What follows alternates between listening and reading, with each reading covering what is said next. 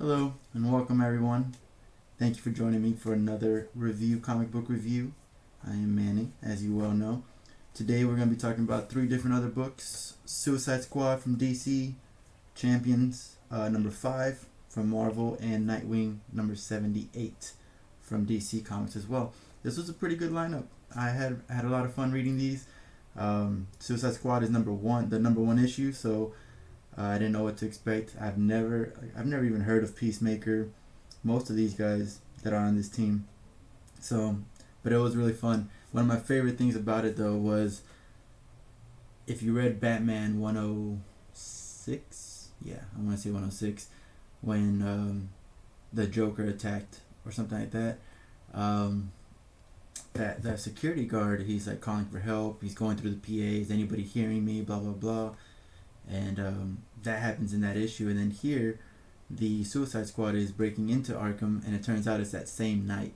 So that was really cool to see, because you see some panels of the security guard going through the PA system asking for help and things like that. And it's just really cool to see that it's not supposed to be an event or anything like that, but it's still happening. It's cool to see that obviously this is the same world and things do overlap. I really liked it.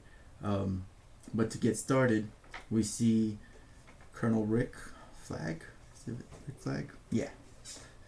He is talking to Amanda Waller, and apparently she's starting to do something that is more of a proactive action than reactionary. And Randall Flag. Is it Randall Flag or is it Rick Flag? Hold on. I'll find out in a second.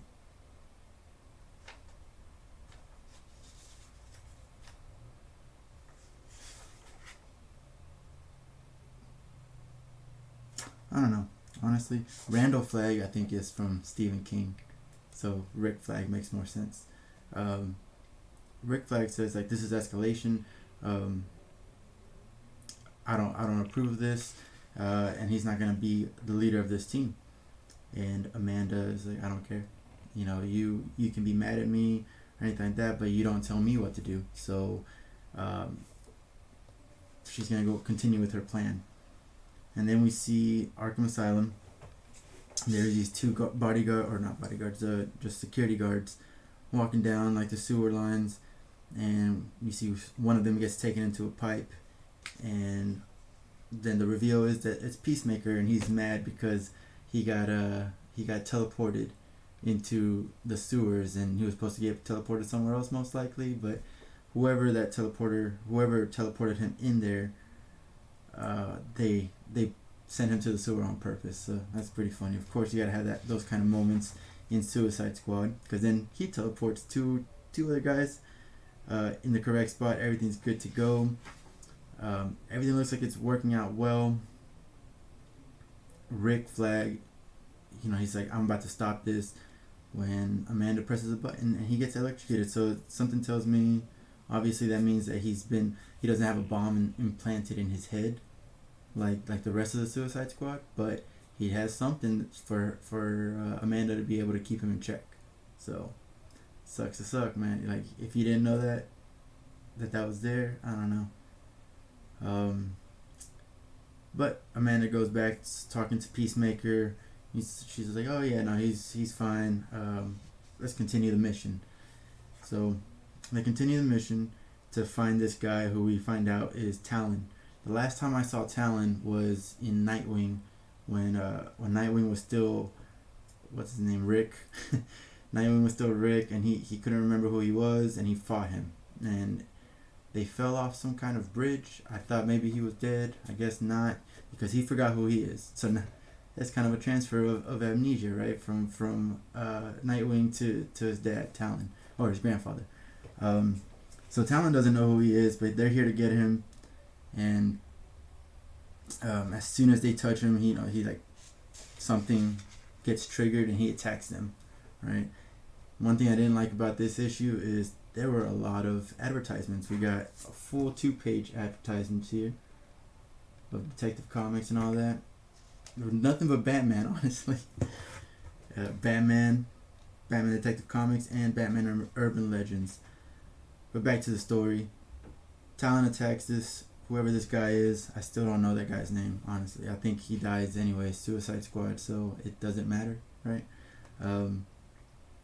Rick Flag wakes up to Amanda putting him in a cell, and then we go back to Arkham Asylum, where Talon has a mask out of nowhere. Like, did he make that mask? Yeah, I don't want to buy more Batman books. I'm good. No, I don't know if he made this mask or what. Obviously, it looks pretty homemade, I guess. But he starts attacking everybody, and it's kind of sad that he's taking on Peacemaker. He's taking on this guy with swords and this like teleporter. He's taking all three of them easily, which makes sense. It's the Talon, but Talon can keep up with Batman, can keep up with Nightwing and all that stuff, so that makes sense. But also, it's like you have a weak team. if this guy, I thought Peacemaker was supposed to be a lot stronger than that, but I guess not. But while they're fighting, they realize that there's a gas around him, and this is what I'm talking about. 2 pages of ads.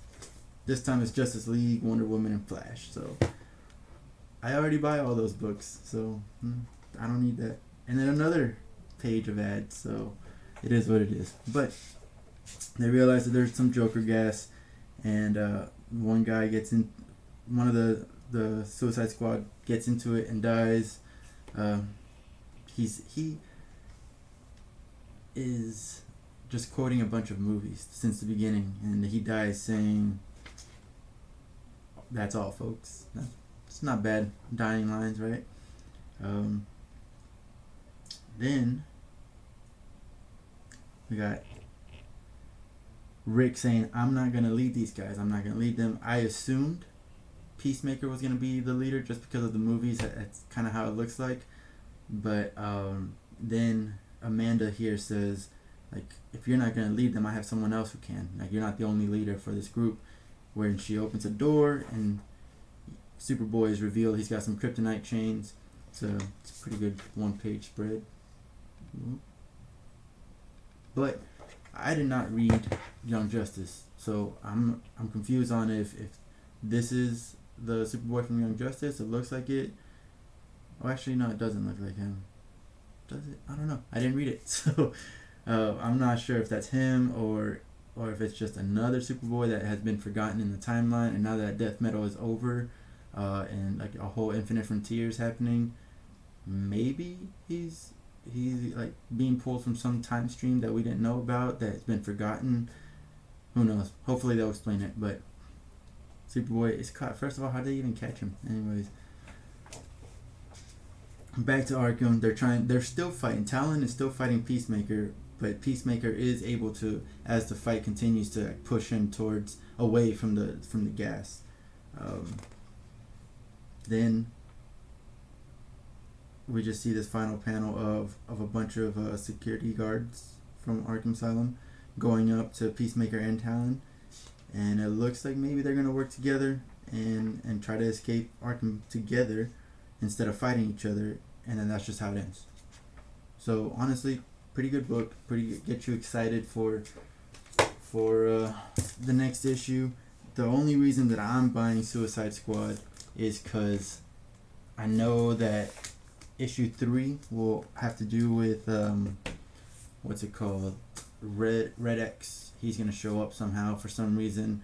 I am also reading the Teen Titans Academy with Red X, so I wanna know. I have to know how that connects. I can't just read one without the other and have those gaps. I mean, I could, but I don't want to have those gaps like I did right now with Young Justice. But not a bad book. Let me see.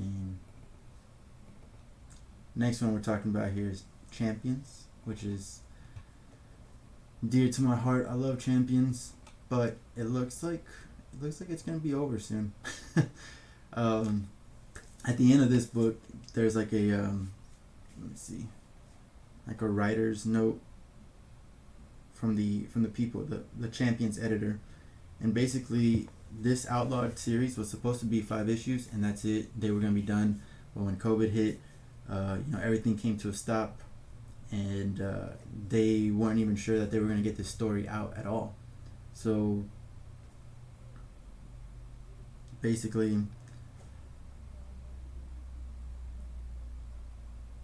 that means that I don't know, they didn't think the story was going to come out, and they weren't even going to finish it. But they actually got approved for a second arc. So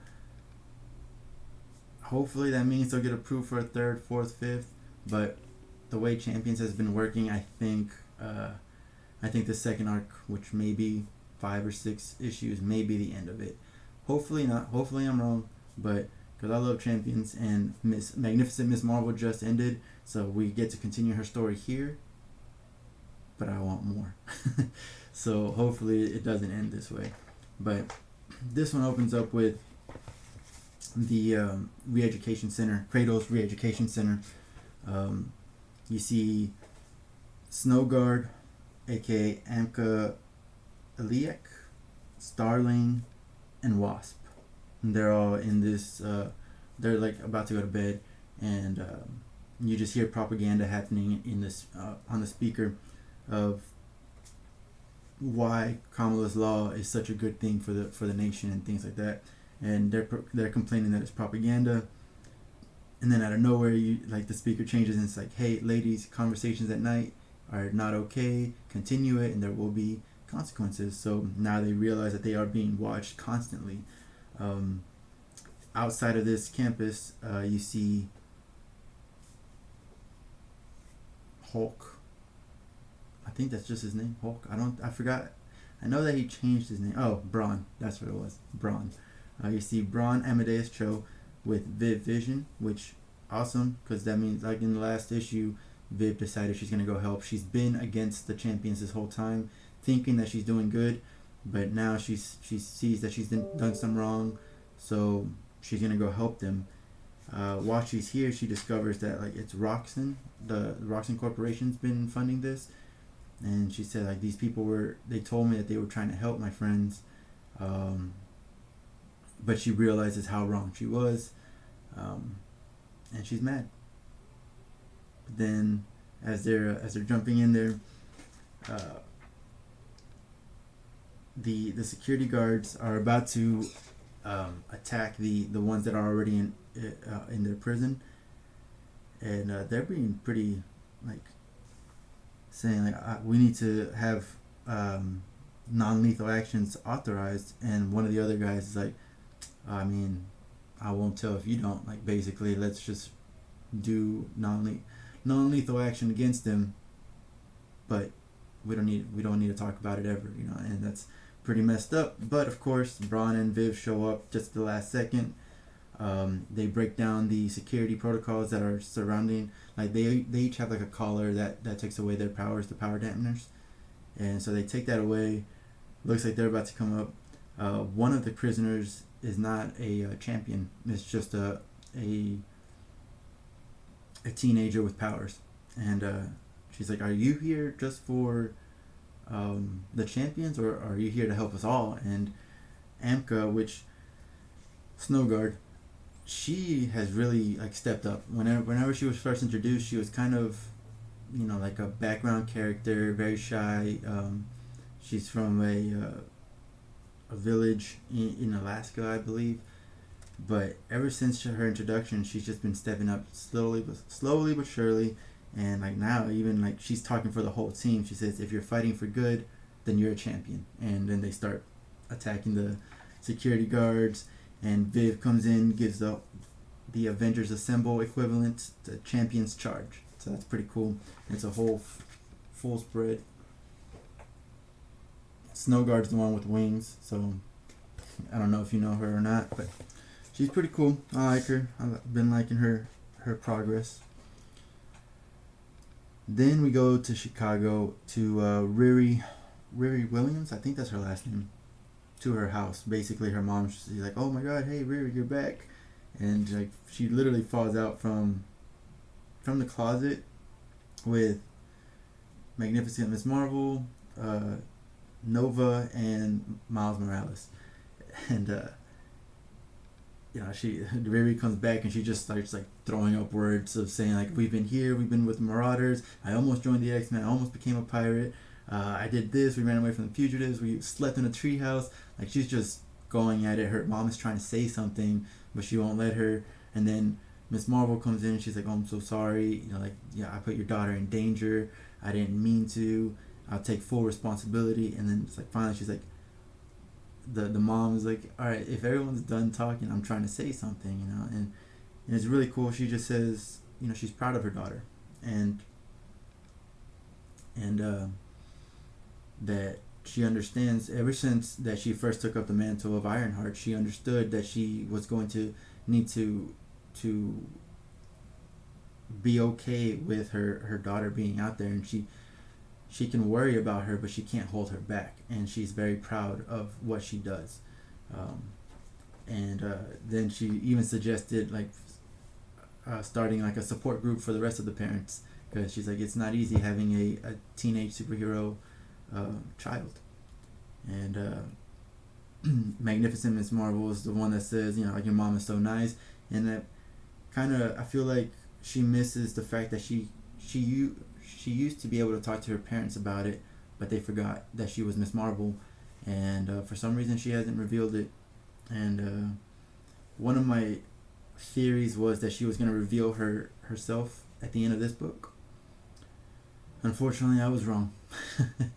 That would have been so good, though, to combat Kamala's law by saying, I am Kamala and I don't agree with this law. I just feel like that would have been a pretty good hit against the law, but it wasn't necessary apparently in the end, so it is what it is.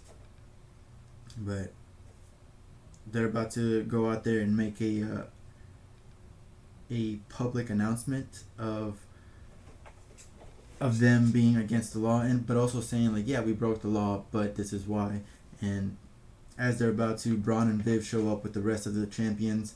They have a nice little reunion, and then Miles Morales comes in. He's like, but you did sell us out to the Cradle. So she's like, yeah, I'm sorry, I realized I did wrong. As soon as I realized, I came over here and I helped everybody escape. And then Braun said that they downloaded a bunch of surveillance footage of how they mistreated them in those re-education centers, so to show the public that what they think is happening is not actually happening. So they think that these teenagers are being caught, sent to these re-education centers, keeping them safe and keeping the public safe as well, but they didn't realize that they were actually abusing them in there and brainwashing them, basically. And so they deliver the message. Viv is the one to talk here and says all of this. Miss Marvel says that the ball is on their court and Senator Patrick's court, because she, like, very powerful words. They never wanted to keep us safe. They used your fears against you and against us. So good things to think about in real life politics as well. But then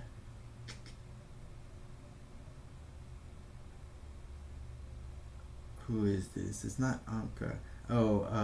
Bombshell. She was the one that got like the worst of the re-education. So, but here she is saying like, yeah, we were captive, and yeah, they mistreated us and all that, but we should be held accountable for our actions. We can't just do what we do and then just say, well, we're heroes, so it's okay. They need to be held accountable. And she's got a point. But then, what's her name? I just said it. What's her name?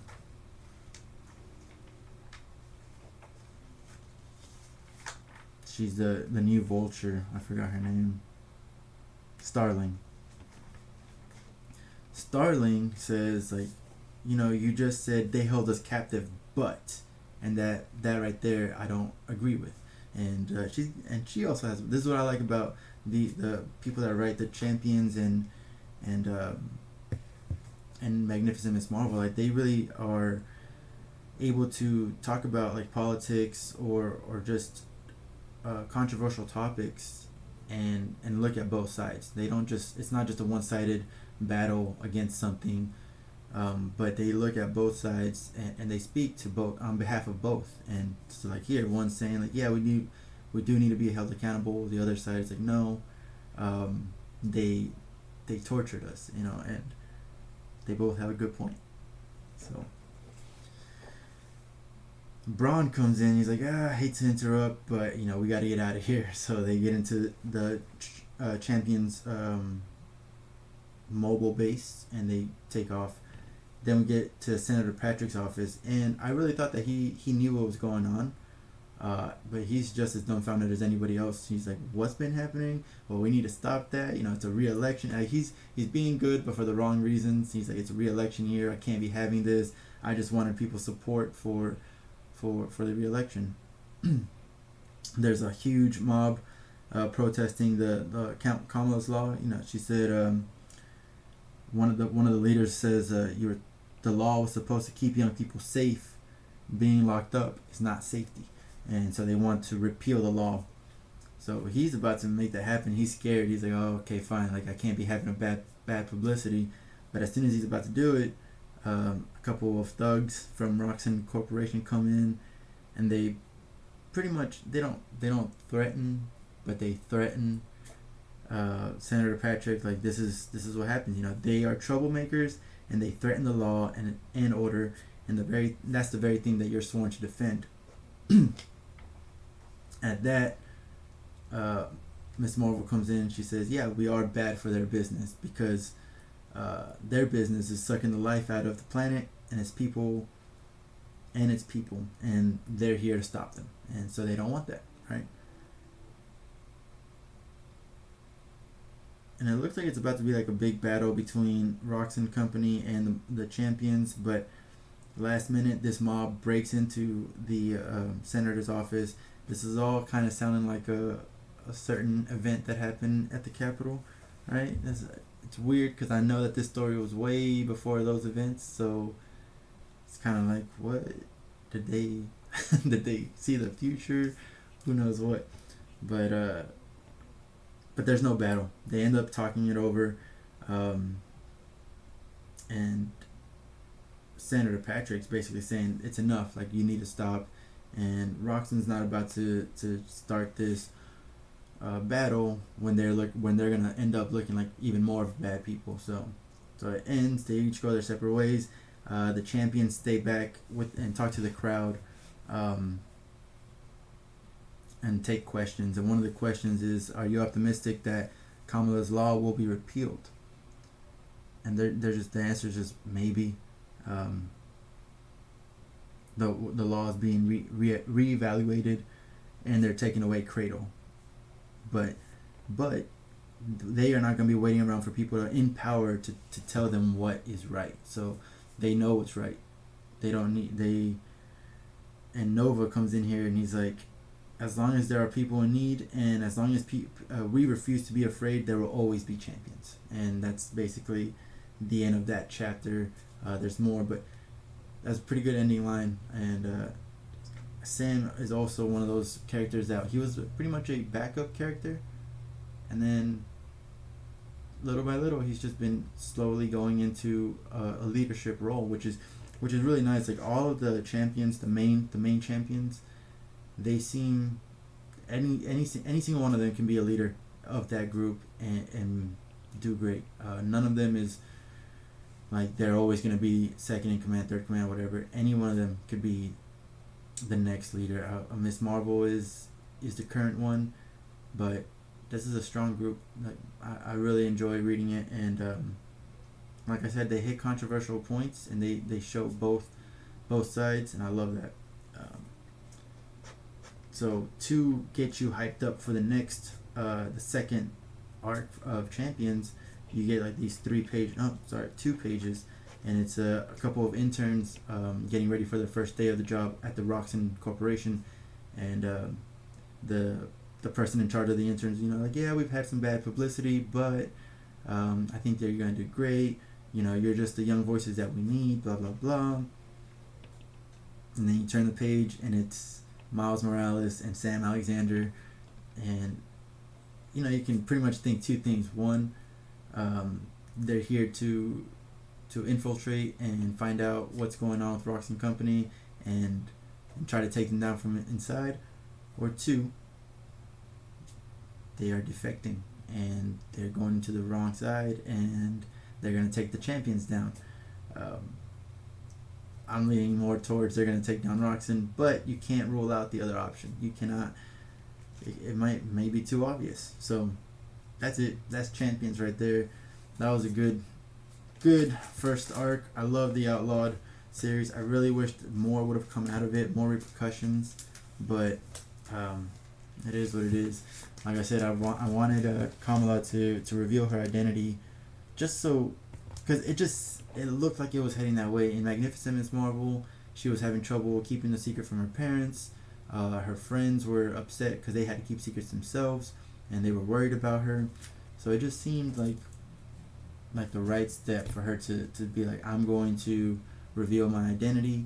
That way my friends aren't as pressured. They'll still worry about her, but they aren't as pressured to keep her secret, and her parents won't be asking questions of where she is or anything like that. But then there is that the fallback where the parents would keep her from doing what she wants to do. I think that's what they were doing before, but I'm not 100% sure. But either way, it's still a pretty satisfactory ending, and it ended without I mean, they did punch their way out of the re-education center, but it ended without a huge final battle, which is, it's always nice to see that it doesn't always have to end in an altercation. Sometimes talking works, and in our life, that's what we need. Like, we can't just end everything with a battle. That's not how it works in the real world.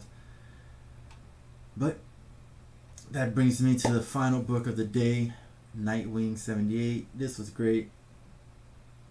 It hit me pretty hard, just because Alfred is for sure one of my favorite, and I keep forgetting. I said this last time, but I keep forgetting he's dead.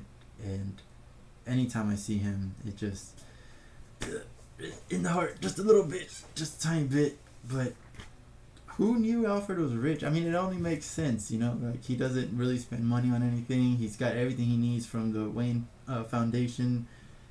But Alfred's rich, or was rich. Now he left all his money to Dick, and that's awesome. That's the beginning. If one person loses all his money, and now he has to go back to basics, and here we have Nightwing, who's like, what am I gonna do with all this money, right? So that's pretty cool. I don't know how I feel about the beginning. It starts off with someone being bullied, being pushed down by these rich kids that have never suffered any consequences in their life. So they think they can do this. It's no big deal. And then Barbara Gordon comes in, and she tries to stop the fight. The main guy is like, oh, what are you gonna do about it? You can't stop me, blah blah blah. And then you get Dick Grayson. He comes in, and obviously comes in there, and the guy attacks him, but that's the boy Wonder. You're not gonna attack him. You're not gonna hit him.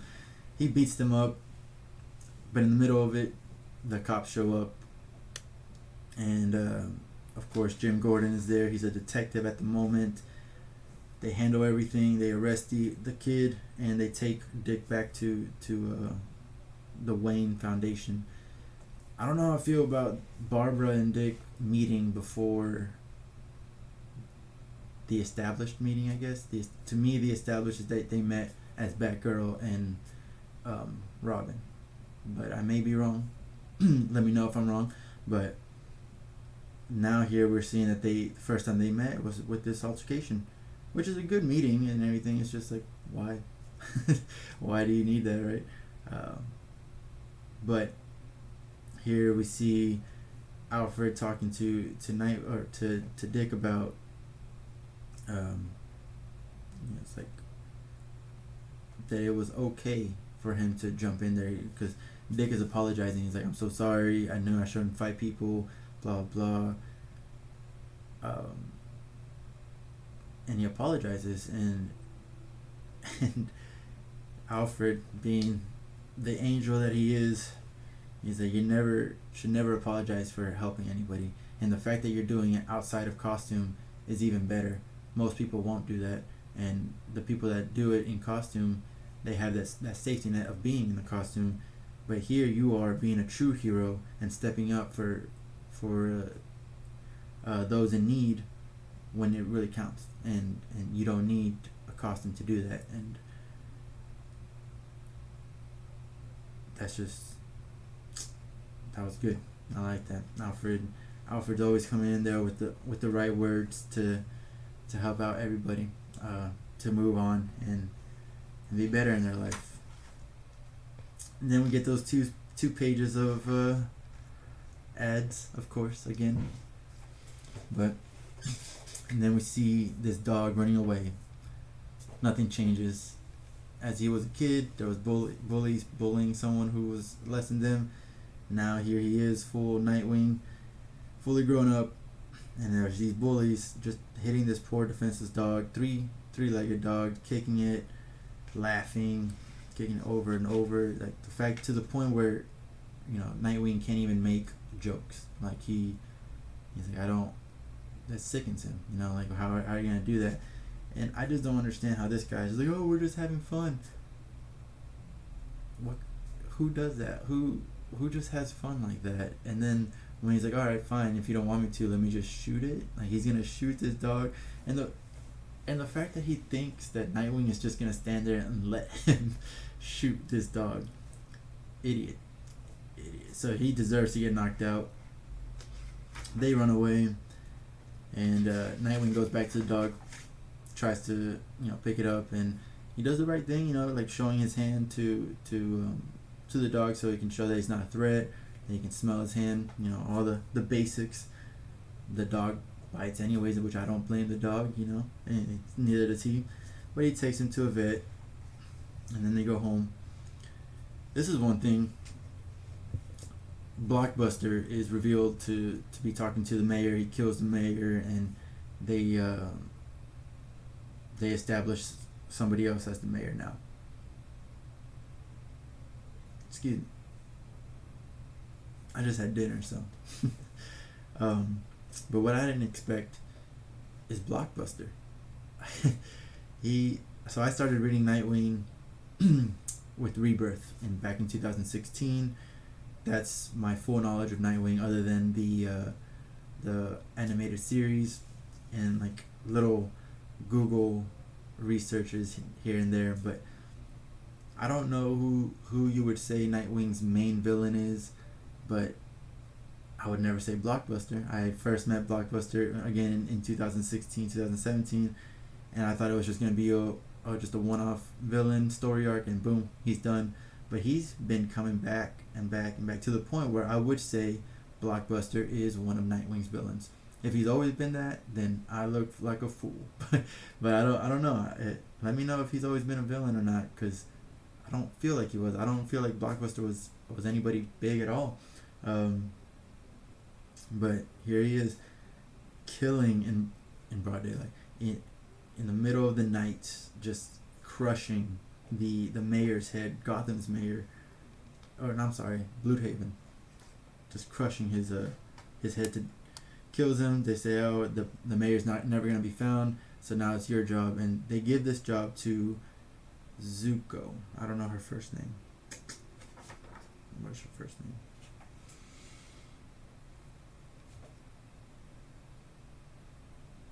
I guess they don't say Victoria or something like that. I don't know. I'll say it at the end. They do for sure say it at the end. But it is Zuko, the person that killed Nightwing's parents. Same family. So it's like, oh, what's going on there? What's going to happen? But immediately the scene changes back to Nightwing. He's back in civilian clothing. I'm assuming he's already taken the dog to the vet and everything. He has the dog in a little kennel. And he notices that someone's in his apartment, because he bought that whole. He had already bought that whole apartment complex. So, trying to keep his identity safe, things like that, right? He notices someone's in, so he gets dressed and he jumps in there, and he's like, I'm not even gonna give them a chance to react. And immediately, Batgirl, Barbara Gordon, just takes him out, flips him onto his bed. But Yeah, and then of course she takes the opportunity to brag on his defense system and everything. It's like, well, you're like a high tech, uh, top of the line hacker. Of course you got in. But it is what it is. They hear the dog. She sees it. She loves it. She tells uh, Nightwing that this is your dog now. Don't even try to play. Like, this is definitely your dog now. Um, and then she reveals the reason that she's there is because Nightwing was not at the reading of Alfred's will, because at the time he wasn't Dick Grayson. He was Rick. And so they start going over the will, and one, he is now a billionaire. Alfred left him billions of dollars. I don't know how much exactly, but he's a billionaire. And two, he left him a note. And it's very sad that the note says, I didn't write this in anticipation of my death. I wrote it because knowing the things that you guys do and what I do, I rewrite this letter basically every year, in preparation. It's just something to be aware of. And that's pretty sad to think about. But finally, he wrote the note that he was the final draft, I guess you could say. But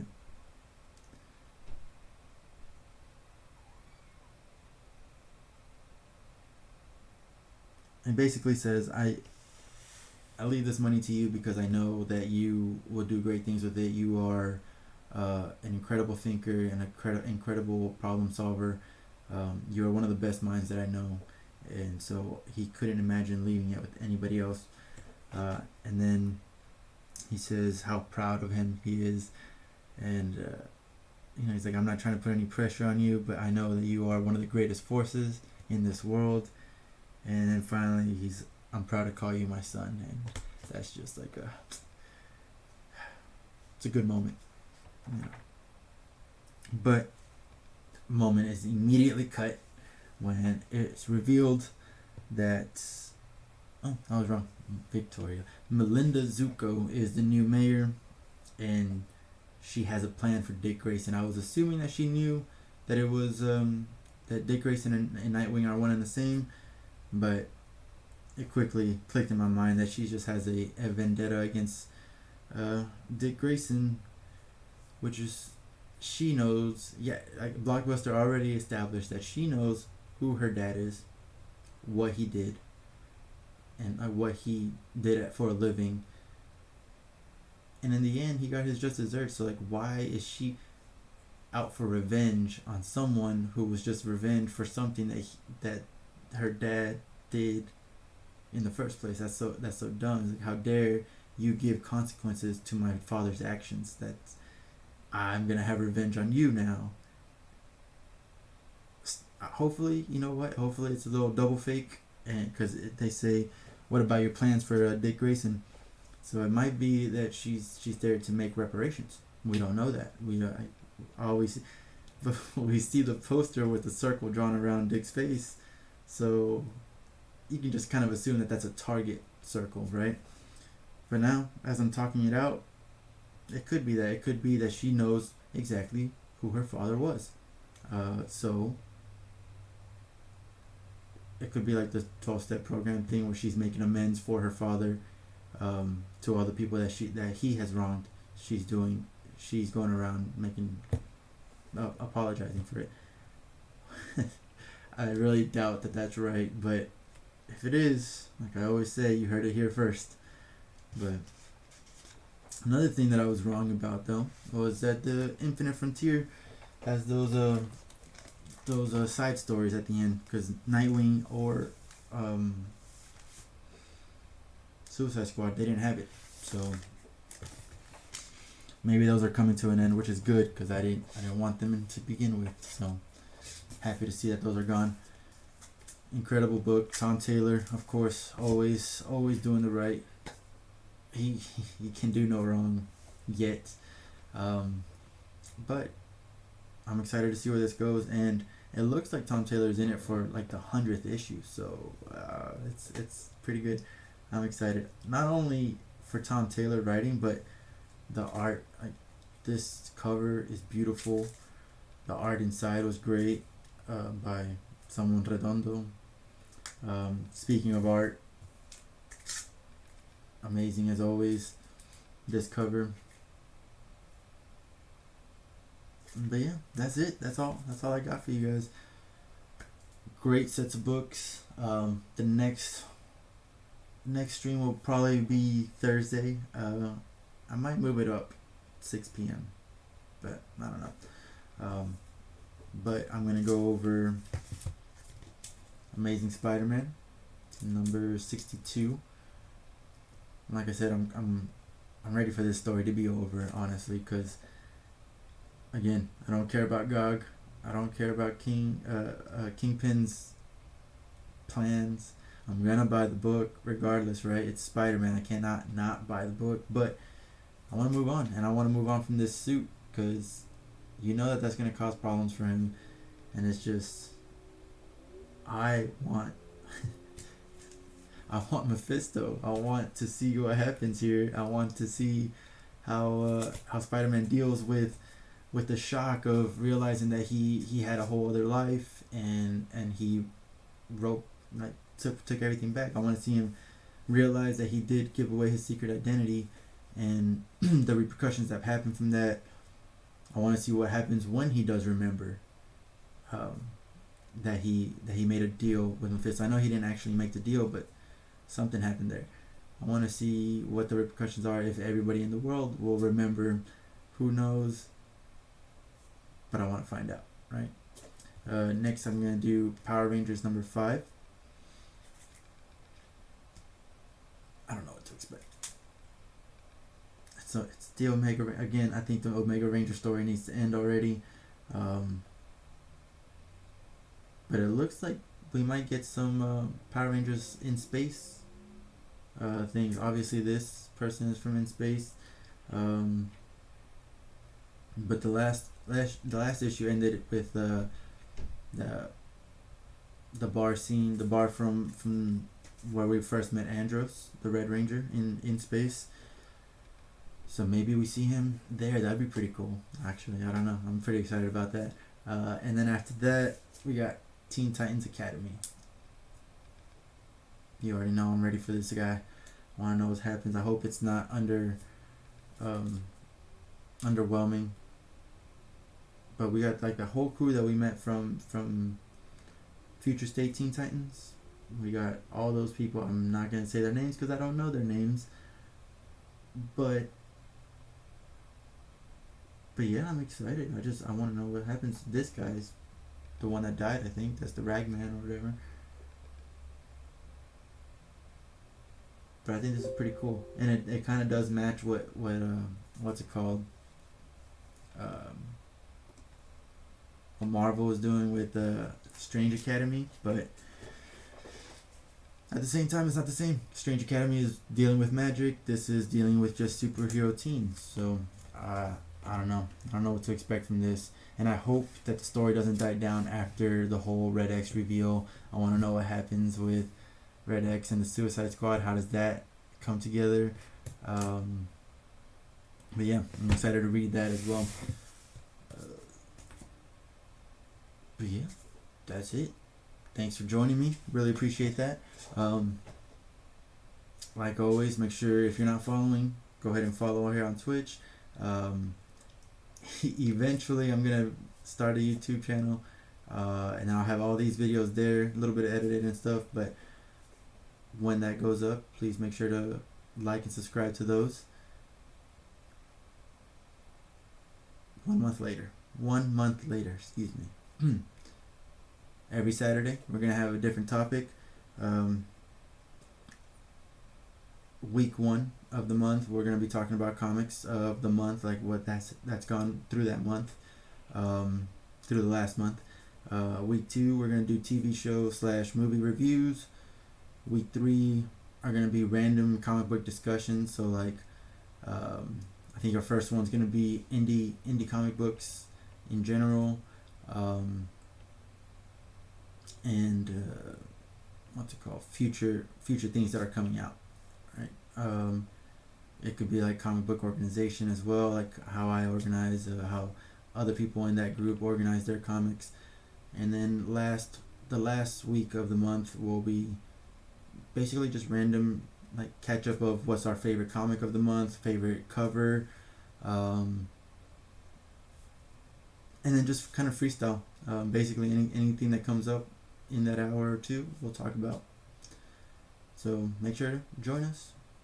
Join the chat. Anything you guys want to talk about as well, go into the chat. We're always happy to see something in that chat, to talk to do a little back and forth.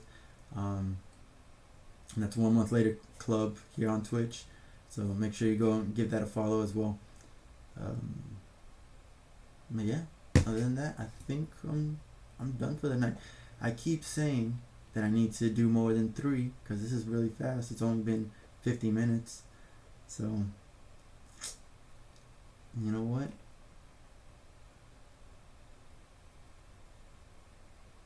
I think I'll do one more book.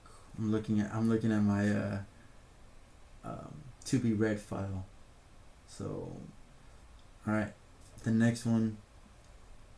So, okay, just to reiterate: Amazing Spider-Man, Power Rangers, Teen Titans, Academy, and Justice League.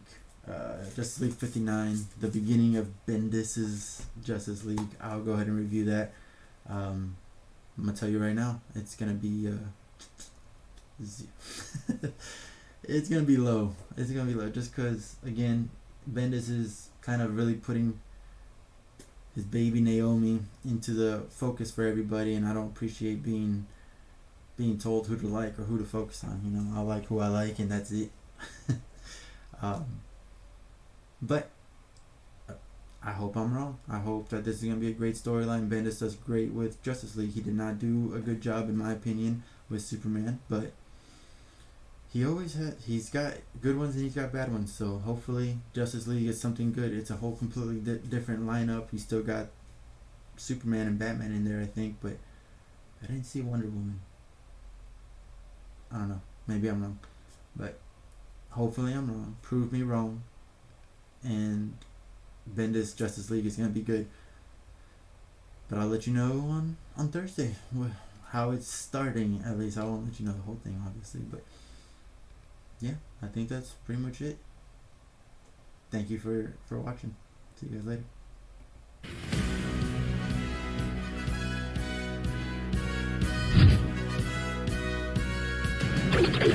later.